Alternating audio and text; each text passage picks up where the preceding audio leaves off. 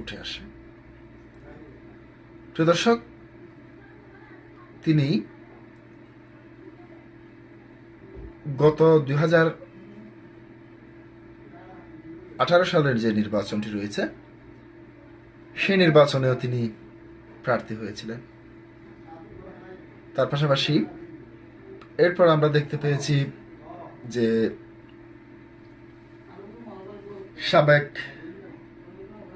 তথ্য প্রতিমন্ত্রী যিনি রয়েছেন আরাফাত রহমান, তার সাথেও তিনি ঢাকায় আসনে লড়েছেন।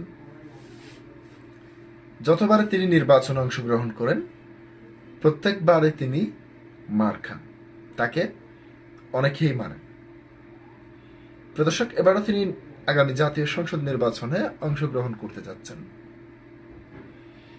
প্রিয় দর্শক, এই নির্বাচনে এবারও কি তিনি মার খাবেন নাকি সুষ্ঠু নির্বাচন হবে এবার, সেটি নিয়ে বিভিন্ন মহলে বিভিন্ন ধরনের প্রশ্ন রয়েছে।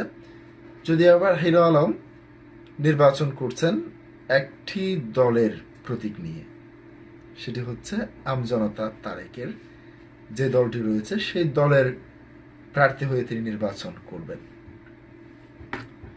এ বিষয় নিয়ে যুগান্তর যে নিউজটি করেছে সেখান থেকে আমি আপনাদের সামনে একটু তুলে ধরছি।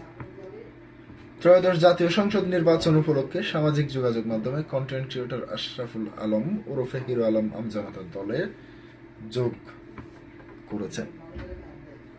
রোববার 28শে ডিসেম্বর রাতে পল্টনে এক সংবাদ সম্মেলনে আনুষ্ঠানিকভাবে এ তথ্য জানান আমজনতা দলের প্রধান মোহাম্মদ তারেক রহমান। এই সময় তিনি বলেন, ট্রল হবে জেনেও ঝুঁকি নিয়েছি।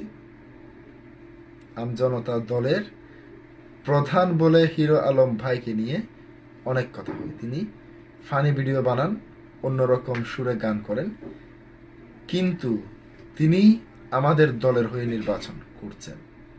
এ সময় হিরো আলমের হাতে আমজনতা দলের প্রতীক প্রজাপতি সম্বলিত স্মারক উপহার তুলে দেন দলের প্রধান তারেক রহমান এবং দলে যোগদান প্রসঙ্গে হিরো আলম বলেন, আমি 4 বার নির্বাচন করেছি, 4 বারই মার খেয়েছি, আবারও নির্বাচনে অংশ নিচ্ছি, আশা করি এবার সুষ্ঠু নির্বাচন হবে। নির্বাচনের পর এই দলে থাকবেন কিনা এমন প্রশ্নে কন্টেন্ট ক্রিয়েটর বলেন, যেহেতু একটা দলে যোগ দিয়েছি দলে থাকতেই চাই। প্রিয় দর্শক, আজকে পর্যন্তই। আসসালামু আলাইকুম ওয়া রাহমাতুল্লাহ।